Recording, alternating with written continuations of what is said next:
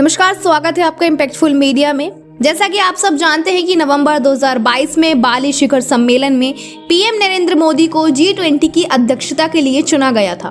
PM Modi ने G20 की भारत की अध्यक्षता ग्रहण करते समय यह कहा था कि कोविड के बाद नई व्यवस्था बनाने की जिम्मेदारी भारत की है और उन्होंने भारत की योगदानकारी भूमिका की प्रशंसा भी की थी। उन्होंने उम्मीद जताई थी कि भारत की अध्यक्षता inclusive, ambitious, decisive and proactive होगी। इसके बाद से ही भारत ने G20 के लिए तैयारियां करना शुरू कर दिया था। अब जानते हैं कि क्या है G20। G20 यानी ग्रुप ऑफ 20, ये 20 देशों का एक ग्रुप है। ये 20 देश साल में एक बार एक सम्मेलन के लिए इकट्ठा होते हैं और दुनिया भर के फाइनेंशियल टॉपिक्स, साथ ही climate change, sustainable development, health, agriculture, energy, anti corruption and environment जैसे टॉपिक्स पर बात करते हैं। जो इस देश सम्मेलन की अध्यक्षता करता है उसका मेन काम किसी स्पेसिफिक टॉपिक पर सभी देशों के बीच कॉमन सहमति बनाना होता है। G20 के सदस्य देश दुनिया की 60% पॉपुलेशन को कवर करते हैं। इन देशों का पूरी दुनिया की जीडीपी में 85% और फॉरेन ट्रेड में 75% हिस्सेदारी रहती है। अब जानते हैं कि इस बार भारत G20 समिट में किन मुद्दों पर ध्यान देगा। पहला मुद्दा है क्लाइमेट चेंज। भारत से जलवायु परिवर्तन और सतत विकास पर चर्चा का नेतृत्व करने की जो उम्मीद विश्व ने भारत के पास रखी थी, भारत उस पर खरा उतर रहा है। इस साल जलवायु परिवर्तन की वजह से भारत के कई राज्य जैसे हिमाचल प्रदेश, उत्तराखंड में भारी तबाही मची है। इसमें जान माल का काफी नुकसान हुआ है। भारत के अलावा कई और देश भी जलवायु परिवर्तन की मार झेल रहे हैं। COP27 सम्मेलन में जलवायु परिवर्तन की मार झेल रहे देशों को मुआवजे के लिए घाटा और नुकसान फंड की स्थापना करने की बात बनी थी। भारत G20 सम्मेलन में इस फंड के लिए अपनी बात रख सकता है।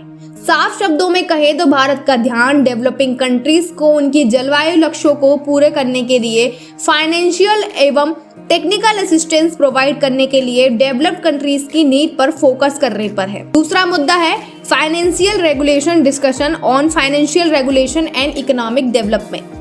भारत दुनिया के लिए एक देश से ज्यादा एक बाजार है, जहां अपनी दुकान लगाने के लिए बाकी देशों में होड़ मची हुई है।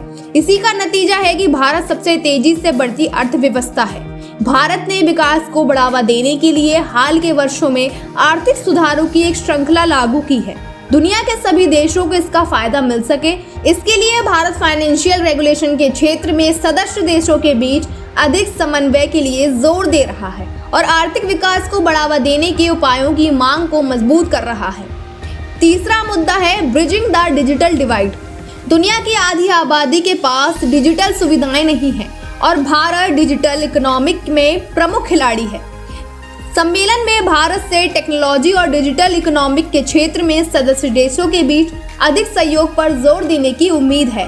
भारत JM जन धन आधार मोबाइल के जरिए अपने समावेशी डिजिटल क्रांति यानी टेक्निकल रिवॉल्यूशन की विशेषता का लाभ भी दूसरों को दे सकता है। UPI पेमेंट सिस्टम इसका एक बेहतरीन उदाहरण है। भारत को आजाद हुए 76 ईयर्स हो चुके हैं। इस दौरान देश ने कई उपलब्धियां हासिल की हैं। हम आज कई क्षेत्रों में टॉप 5 में हैं, कई में टॉप 3, तो कुछ जगहों पर टॉप पर है। इसके बावजूद भारत को विकासशील देशों में गिना जाता है। इसलिए G20 एक ऐसा फोरम है जहां भारत अपनी श्रेष्ठता और बेहतर ढंग से बता सकता है। अब जानते हैं what is the aim of India in G20 summit. Bharat का लक्ष्य है कि जब देश आजादी के 100 वर्ष मना रहा होगा तब 2047 यानी 2047 में भारत एक विकसित राष्ट्र यानी डेवलप्ड कंट्रीज में आना चाहिए। दुनिया को बताने की जरूरत है कि भारत दुनिया का वैश्विक नेता बनने के लिए पूरी तरह तैयार है। भारत ने समय समय पर दिखाया है कि डेवलप्ड कंट्री एडवांस्ड रिसोर्सेज के बावजूद वो मुकाम हासिल नहीं कर पाते जो भारत ने अपने लिमिटेड सोर्सेज के साथ कर दिया है।